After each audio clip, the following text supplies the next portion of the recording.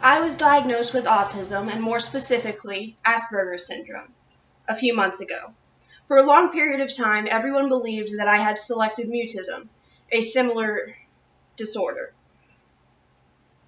Selective mutism is a type of social phobia in which a person is mute in some cases, in some areas of their life, but completely fine in others.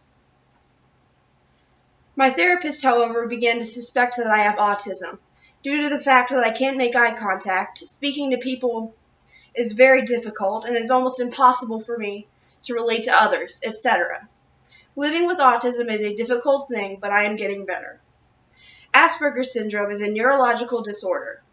This means that it affects the way that information is processed in the brain.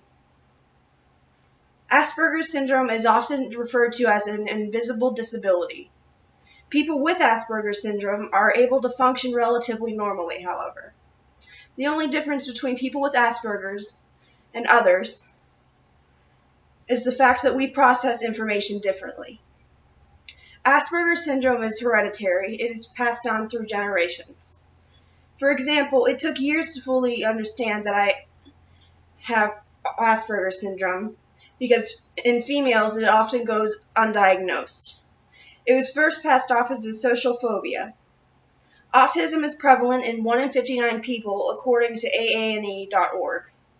People with autism are often brutally honest, as they do not understand how it can hurt people's feelings sometimes. Autism is on a spectrum, meaning there are high and low levels of autism that can be detected in different people with the disorder. Autism is different in men and women in many ways. There are many detectable symptoms of autism. I will share some of the ones that I bear and some that I don't. One symptom of autism is the inability to make eye contact. This is one of the biggest symptoms of Asperger syndrome that is the most prevalent in my life. It almost physically hurts to make eye contact with people. That's the only way I can describe it. People with Asperger syndrome prefer to be alone. They develop routines and rituals that, if disrupted, lead to anger and frustration. Autistic people like myself also fixate on specific activities and/or topics. For example, when I was little, I was obsessed with dinosaurs, insects, reptiles, etc. I had toy dinosaurs, dinosaur t-shirts, anything dinosaur. One of the activities I fixated on was building Legos. For example, another thing would be that autistic people also react to lights and sounds differently. They have a thing called sensory overload. For example, when something is too loud, such as when there were fire drills at school and the alarms went off, I would hold my ears and almost cry. Asperger syndrome, as aforementioned, is different in men and women.